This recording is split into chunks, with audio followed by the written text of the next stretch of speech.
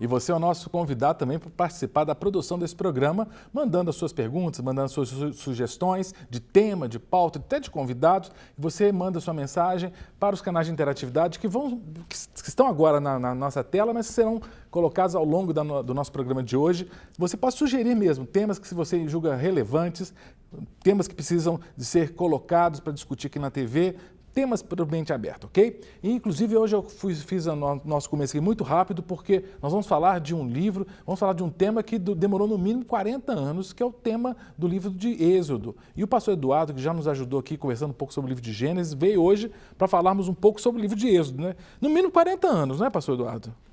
Se a gente for abordar o livro de Êxodo, ele não trata dos 40 anos. Aí a gente precisaria entrar no período de Moisés até a entrada, da saída do Egito até a entrada na Terra Prometida, 40 anos, só que a gente entra um pouquinho no livro de Números também. Isso. Então, na realidade, quando a gente pensa no livro de Êxodo, o Êxodo compõe aquele Pentateuco, Sim, não é isso? Período de um ano.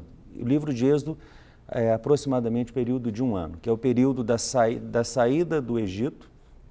E depois da saída do Egito, eles ficam um ano no Monte Sinai, e aí então, exatamente um ano depois, quando completa a Páscoa, eles caminham para a entrada na Terra Prometida. Durante o período do Monte Sinai, período de exatamente um ano, ele vai receber as leis de Levíticos e começa então o livro de Números. No livro de Números é que vai estar esses períodos aí de 40 anos. Então, esses 40 anos de deserto, é bem essa expressão, não é isso? Sim, na verdade, seriam 39 de deserto. Um ano no Monte Sinai, 39 anos no deserto, completando o período de 40 anos. Então, assim, esses 40 anos seria a transição do povo, porque o livro de Gênesis, ele, desde a origem do universo, Sim, do planeta, né, chega, vai narrando os patriarcas, chega José do Egito, que vai para o Egito, depois aquela coisa, e aí vem um cativeiro. Depois do cativeiro, Deus levanta Moisés. Moisés é usado por Deus para libertar o povo, e aí começa essa trajetória do êxodo. A palavra êxodo quer dizer... Saída. Exatamente. Então, o livro de Êxodo, na realidade, então, ele que você colocou, ele foca um ano. Exatamente. Então, seria o início o quê? O início, a gente já pensa na travessia do Mar Vermelho? Sim. A gente precisa entender o seguinte. Entre o capítulo 50 de Gênesis e o capítulo 1 de Êxodo, tem um período que ele pode variar de 380 a 430 anos. Essa variável grande de 380 para 430 é porque nós Anos ou dias? Anos. Porque nós não temos exatamente a certeza para afirmar qual foi o faraó do Êxodo. Então, existem duas possibilidades. Então, dependendo da possibilidade, o período de 380 anos, dependendo de outro, a gente vai chegar nesse período de 430. Os dois principais seria Amenhotep ou então Messonopal. Seriam as duas opções que têm grande probabilidade de ser um desses dois. A segunda opção, ela é a mais provável, sendo que Ramsés II seria o faraó de Moisés na infância. E depois, então, seria o Martenopal, o faraó do período de Êxodo. Entendo. Você então, fala que essa diferença... Porque nós não sabemos ao certo qual dos dois é realmente o faraó desse período. Porque a gente não sabe certinho... Quando José chegou no Egito, quem era o faraó? Não, quando chegou no Egito, sim. Nós não sabemos quando Moisés ele é levantado. Esse período, provavelmente de 430 anos, de Gênesis, do final de Gênesis para o início de Êxodo, é que o povo chegou como convidado por Faraó. Gênesis 50 seria exatamente, José. José, a morte, o fim de Êxodo, o fim de Gênesis, a morte dos patriarcas, a morte de José, e então aquele povo que chegou lá como convidado, ele vai se tornando ao longo desses 430 anos escravo. Quando começa o capítulo 1 de Êxodo, o que acontece? O faraó, se reunindo com os seus assessores, ele percebe que o povo judeu era um povo muito numeroso e aí então surgia como uma ameaça ao poderio militar. Se aquele povo se mobilizasse para confrontar o exército, eles eram muito numerosos, eram mais de 600 mil homens preparados para uma guerra, se eles estivessem unidos. Então, o capítulo 1 começa descrevendo essa ideia de Faraó dele segurar o crescimento do povo, mandando matar os meninos. As parteiras são contratadas para matar os meninos, só que elas desobedecem e permitem que as crianças elas continuem nascendo. Essas parteiras, elas eram hebreias? Hebreias. Mas uma coisa interessante a esse respeito, quando a gente pensa na ordem de Faraó, de mandar matar os meninos, é uma coisa assim que, estrategicamente falando, parece ser uma ideia muito tola. Porque se ele deseja manter os escravos por muitos anos, ele teria que manter as crianças, e se ele quer matar, ele deveria matar os mais velhos, os idosos e aqueles homens que vão perdendo a força, que não têm tanta capacidade. A ordem dele era acabar com a força de trabalho para daqui a alguns anos. Exato. Mas nisso existia dois princípios que eu acho que são importantes. O primeiro é que daqueles 600 mil homens, ainda não tinha surgido nenhum que tivesse a capacidade de liderar e de mobilizar aquele povo todo numa rebelião. Esse é um princípio que eu acho que Faraó ele pensou nisso, ele queria que não surgisse essa figura, essa pessoa. Outra coisa, a gente sabe da provisão de Deus e do que era necessário acontecer para que surgisse aquele menino, ele não ficasse na casa, ele fosse criado no palácio. Aí surge a figura de Moisés. O menino que nasce nesse ambiente de ameaça de morte, mas ele é criado inicialmente pelos pais, mas é levado para o rio Nilo. E ele cai então no cesto, nos braços da princesa, e essa princesa vai criá-lo como seu filho por 40 anos. Começa essa questão assim a história. Do Faraó mandar matar os meninos, é óbvio que tem uma semelhança com o que Herodes mandou fazer na época de Jesus. 2 infanticídios, né? Teologicamente, tem alguma relação? Vocês, como estudiosos, fazem uma relação direta ou não é coincidência? Não, eu faço uma relação, sim. O mesmo princípio a gente percebe nos dois. A ameaça do surgimento de um líder. Tanto Moisés quanto Jesus foram 2 líderes extraordinários que tentaram ser eliminados na própria infância. A gente encontra ali uma tipologia, assim. E no caso, então, o Gênesis, Êxodo começa, não tem uma especificidade do Faraó, pelo que você colocou, sim, mas começa com o povo hebreu já cativo. Já cativo. Já era um povo mão que de obra. Já era mão de obra escrava, já eram várias gerações de escravos. Né? Agora, tradicionalmente esse povo era um povo que trabalhava com pastoreio, não é isso? Era atividade pastoril. E teve que mudar de ramo. Porque nesse período teve um faraó muito importante, Totmés III. Ele foi talvez o principal faraó da história. Ele foi o que deu início às grandes construções do Egito e transformou o Egito de uma nação poderosa num grande império mundial. Então, nesse período, essa mão de obra que servia voluntariamente, que vivia, ela foi transformada toda em escravos para construir as grandes obras que até hoje a gente consegue visitar. Mas fora a Bíblia, você está até com a sua Bíblia aí, fora a Bíblia, existe algum outro documento, porque a Bíblia é um documento, mas existe algum outro documento que mostre que tinha hebreu no Egito? Sim, existem vários documentos, inclusive documentos egípcios que falam o nome, que falam sobre o povo, que falam sobre a quantidade, que descreve o papel que eles faziam. As pirâmides do Egito, Quéops, Kefi, Miquerinos, aquelas 3 famosas, teve mão de obra, então, possivelmente hebreia, né? Possivelmente, certamente. Já eram escravos, né? Então, certamente... Então, eles eram escravos, eram não eram remunerados? Não, eram escravos mesmo. Moravam na periferia do Império, periferia da cidade do Império, no caso. Nessas grandes construções, faziam-se ao redor dessas construções, o povo era levado para lá, pequenas vilas, lugares bem simples, para que o povo ficasse ali e a mão de obra fosse alocada ali. Como é feito até hoje também, né? Grandes obras, você leva a mão de obra para lá, porque a questão do transporte era bem complicada, né? Lenta. Então, o Êxodo começa com a história desse bebê, começa com Moisés bebê. Moisés, é isso. Né? E depois aí o que acontece com esse Moisés?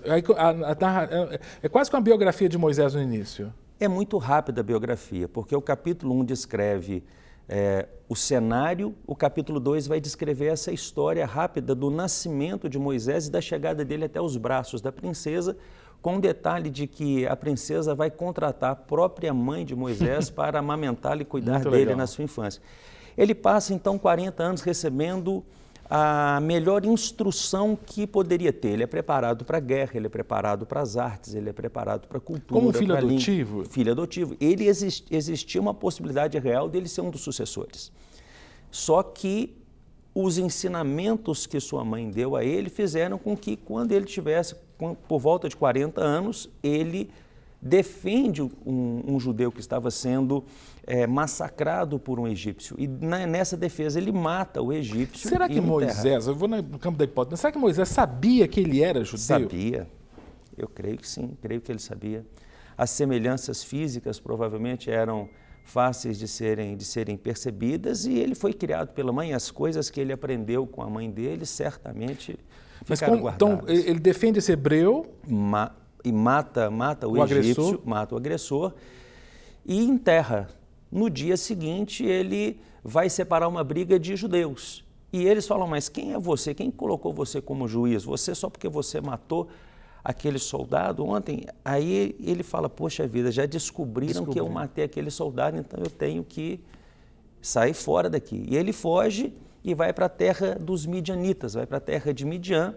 Lá ele se encontra... Mas a terra de Midian não fica no Egito, fica... Não, fica fora, no caminho já para a terra prometida. Então ele cruzou o Mar Vermelho de alguma forma, né? Cruzou a Península do Sinai e chegou ali, né, perto da terra prometida. Sim. E aí fica quanto tempo lá? 40 anos. E aí, são ciclos de 40 a vida são 3 ciclos de 40. 40 anos no Egito, 40 anos em Midian e 40 anos no deserto. Uau. Então ele morre aos 120 anos. Isso está em Deuteronômio capítulo 34. Mas ele mantém o vigor até os 120 anos. Meu Deus. Mas lá em Midian, ele faz o quê? Ele é pastor de ovelhas. E aos 80 anos, ele tem um encontro com Deus naquela cena da sarça ardente. Ele se encontra com Deus e Deus o chama para ser o libertador do seu povo. No primeiro momento, ele tenta fugir desse chamado. Ele não quer, ele não se acha preparado, ele já tinha tentado fazer isso pela força, não tinha conseguido, mas Deus o impele, o compele a tomar aquela decisão. E para provar que Deus estaria com ele, Deus concede a ele poderes. A primeira milagre que acontece, o cajado dele é transformado numa serpente, depois volta a se tornar um cajado. Depois a mão dele fica leprosa e a mão dele depois fica limpa novamente. E então ele aceita esse desafio e volta para o Egito, se encontra com seu irmão Arão e juntos eles vão desafiar o faraó e todo o império egípcio para tentar tirar o povo de lá. Aí surgem as 10 pragas. E esse embate dele com a família de criação, né? Como é que foi? Assim, será que há algum relato que o faraó identificou esse aqui é um perigo? Certamente sabiam quem era ele. Moisés, quando chega, até mesmo para que ele tivesse acesso a faraó, ele teve acesso a faraó exatamente porque era Moisés. E aí, no início, o faraó resiste ao pedido dele. Não vou deixar você fazer isso. E aí, então, vem as 10 pragas. As 10 pragas, elas transformam o Egito de uma nação superpoderosa numa nação fragilizada. Porque as 10 pragas, elas abateram o exército do Egito, abateram a plantação, os animais, a economia ficou completamente afetada. Tanto que depois da saída do Mar Vermelho, quando o mar se fecha e mata ali Faraó e mata o exército, os que ficaram não vão atrás de Moisés porque eles tinham que defender primeiramente ali o Egito e as suas fronteiras, já era uma nação que estava fragilizada. Quantos foram atrás de Moisés e o povo? A Bíblia fala? Não. O número de soldados do Egito? Não fala. Mas fala era uma grande quantidade, era um exército fala de poderoso. Quantos do povo de Deus que saíram? Eram 600 mil homens. Sim. E aproximadamente 3 milhões de pessoas, contando mulheres e crianças. Mas como é que esse tanto de gente atravessa um mar assim numa noite? Dá? Dá tempo. Dá tempo? Dá tempo. Qual que é a Com distância? pressa. Você tem ideia? Eu não sei. São quilômetros. Ninguém sabe, na verdade, porque há 2000 anos atrás a geografia ela era bem diferente da atual e não se sabe até hoje exatamente o local onde aconteceu. Então não é regular, não né? é regular e você não sabe exatamente. Então existem hoje diversas teorias a respeito de onde é que foi exatamente o local da travessia. Só resgatando, nós conversamos da última vez, né, que foi a pé seco mesmo, né? Foi. Não foi uma maré baixa que ajudou, Não. Para matar aquele exército todo, foi uma noite inteira o vento soprando, abrindo o mar para que eles pudessem passar. Algumas pessoas acham que Moisés tocou as águas. Isso. Moisés não tocou as águas. Ele levanta o cajado, enquanto levanta o cajado, um vento sopra poderosamente, as águas se abrem como duas paredes de um lado e de outro e eles atravessam ali. Inclusive existiam pessoas adultas, existiam crianças, pessoas mais idosas, todos atravessaram a pés enxutos e aí depois então o mar se fecha. Com o exército Com o tentando exército de Faraó lá, inclusive com o Faraó. Ele chegando na praia do outro lado. Sim. Já era ali a Península do Sinai. Exatamente. Aí o alvo seria o Monte Sinai ou o alvo já seria entrar na Terra Prometida? Eles, foi um acaso, antes de chegarem, porque a península ela é muito grande, e eles ainda têm um espaço para poder atravessar. Mas só voltando um pouquinho lá atrás, Sim. Voltando em Êxodo ainda, o que acontece é que quando eles atravessam depois das 10 pragas, eles atravessam, vão caminho do Mar Vermelho, eles tinham duas opções de caminho. Rota. Uma mais longa e uma direta. Nessa linha direta tinha os filisteus. E Deus fala, olha, ainda não chegou o tempo de vocês enfrentarem esse povo. Vai chegar o tempo de enfrentá-lo, mas agora nós vamos dar a volta. E aí acontece o seguinte, nessa travessia, eles vão sendo protegidos de dia por uma coluna uma nuvem e à noite por uma coluna de fogo, que promovia e trazia para eles ali o conforto, né? O conforto, o calor e a iluminação. Eles andavam de dia e de noite. O conforto da nuvem, né? Porque da nuvem, claro. Quem pega um solão daquele... E para proteger 3 milhões, abrigar 3 milhões de pessoas era um número muito grande, né? Agora, Moisés, você falou que do irmão dele que ele encontrou... Arão. E a irmã que... Miriam. A relação de Moisés com Miriam e Arão, ela passou por altos e baixos, né, nessa travessia, né? Nessa entrada, não foi? Sim. Houveram 2 momentos de conflitos mais intensos. E principalmente quando Moisés ele sobe no Monte Sinai, embaixo, enquanto o povo está aqui embaixo, os líderes levam Arão a se rebelar contra o seu irmão fazendo o bezerro de ouro. E nesse instante acontece essa contenda. Mas Moisés... E no livro de Números destaca outros episódios também em que eles ficam inclusive leprosos. Mas o primeiro episódio está relatado em Êxodo? Primeiro em Êxodo. Mas porque quando a gente fala das tábuas da lei, dos 10 mandamentos, é Êxodo 20, não é? Os 10 mandamentos, Êxodo 20. Êxodo 20, então está no livro de... Nós estamos em Êxodo 13, quando o povo ele sai do Egito. De Êxodo 13 até chegar nos 10 mandamentos do capítulo 20, eles vão passar pelo deserto de Mara. Depois do deserto de Mara, eles vão para o oásis de Elim. Ainda tudo é naquela península do Sinai? Exatamente. E aí, então, eles vão para o Monte Sinai. Da saída do Egito até chegar no Monte Sinai, no Monte Horebe, porque a cordilheira do Sinai ela é muito grande. No ponto específico, eles gastam 1 mês fazendo essa travessia. Então, eles ficam um tempo no oásis de Elim, ficam um tempo em Mara e então eles caminham para lá. Quando chegam no Monte Sinai, aí acontece algo extraordinário, sensacional. Acho que a descrição bíblica é fenomenal, porque Moisés ele sobe, o povo fica com medo, porque no alto do monte existiam trovões, raios, o povo fica apavorado com a presença poderosa de Deus naquele lugar e eles ficam lá embaixo. E Moisés fica 40 dias e 40 noites e aí então ele recebe as tábuas da lei, as 2 tábuas da lei contendo os 10 mandamentos, escritos pelo próprio dedo de Deus. E aí quando ele recebe essas tábuas, Deus fala com ele, Moisés, você tem que descer porque lá embaixo está com O negócio está problema. ficando feio. O negócio está feio, você tem que resolver aquele problema. Mas, gente, 40 dias, 40 noites, então, foi tanto tempo assim para o povo já criar rebelião, né? Esse povo, é em Êxodo que relata que o povo começou a ter saudade do Egito? Já em Êxodo começa assim, o Pentateuco todo vai descrever isso, né? De Êxodo até Deuteronômio, esse desejo vai voltar várias vezes e as mortes elas são descritas mais no livro de Números. Mas assim, o povo o tempo todo deseja voltar, tem saudade da comida, tem saudade do tempero, tem saudade do Egito, o tempo todo. Porque você precisa entender uma coisa.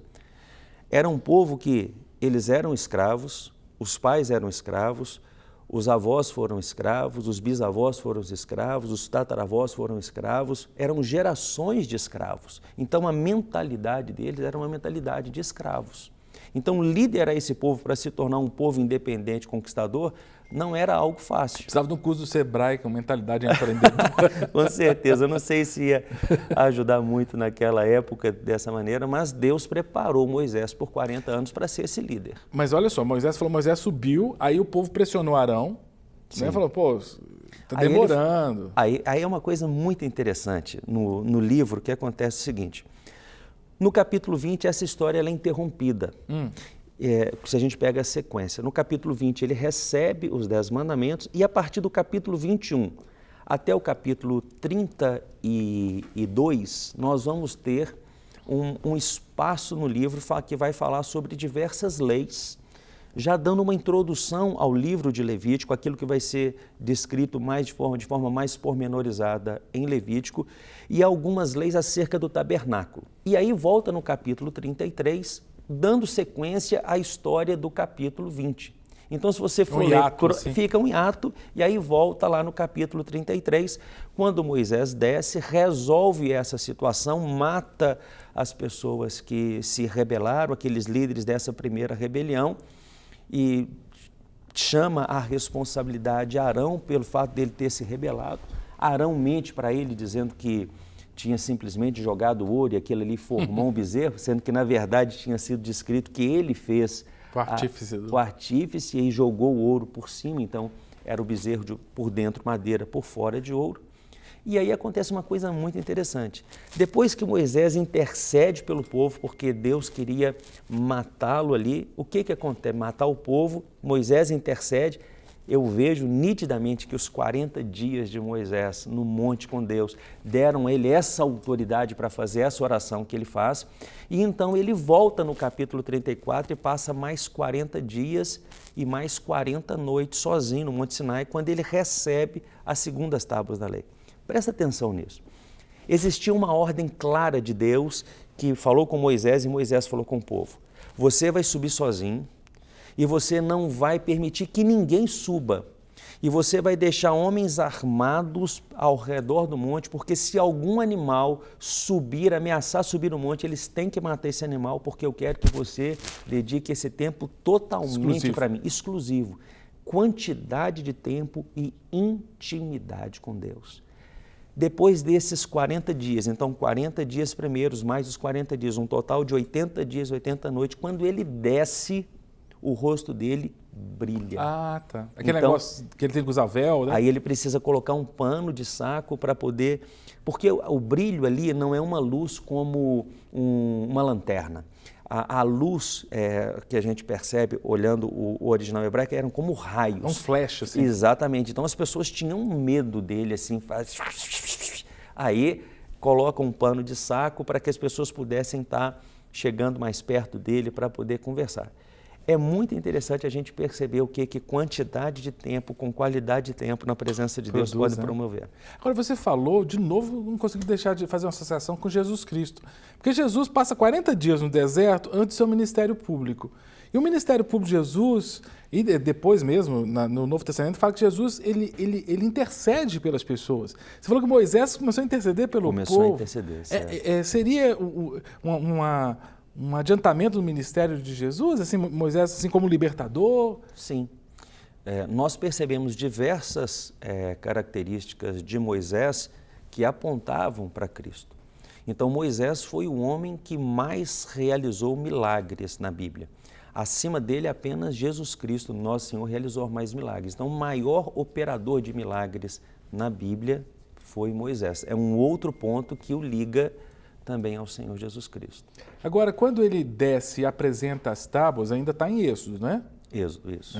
Aí ele desce agora com as segundas tábuas. Ele recebe novamente os 10 mandamentos. Uhum.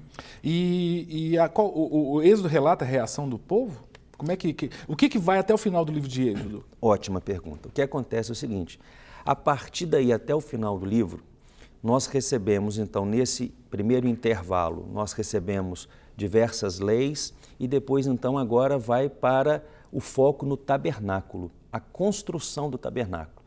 Então, Deus ele estabelece como deveria ser construído o tabernáculo, quem deveria construir o tabernáculo, qual o material que deveria ser usado e todos os utensílios. Então, existe a descrição disso tudo e o livro termina com a construção do tabernáculo e Deus enchendo o tabernáculo com a sua glória.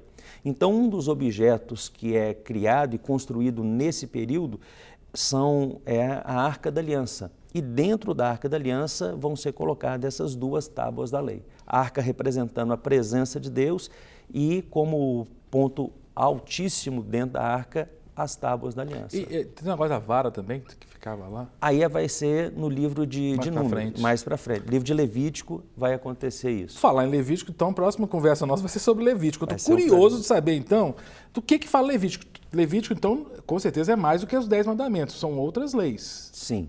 Né? São as leis que vão fazer com que o povo consiga sobreviver e se organizar como uma nação para entrar na Terra Prometida. Eu vou querer saber se a gente... Porque tem muita gente que fica assim, mas eu tenho que seguir as leis de Levítico hoje, no século XXI ou não? Mas você vai responder isso para mim no próximo programa Mente Aberta, tá joia? Vai ser um prazer. Foi muito rápido o nosso papo, né? Foi muito gostoso, muito instrutivo e eu quero pedir mesmo, né? Marca na sua agenda lá, pastor Eduardo, para voltar para falar agora sobre Levítico com a gente. Vai tá ser bom? Um prazer. Obrigado, querido. De nada. Para receber todas as novidades do canal, inscreva-se e se curtir o vídeo, clique em gostei. Aproveite para acompanhar a Rede Super nas redes sociais.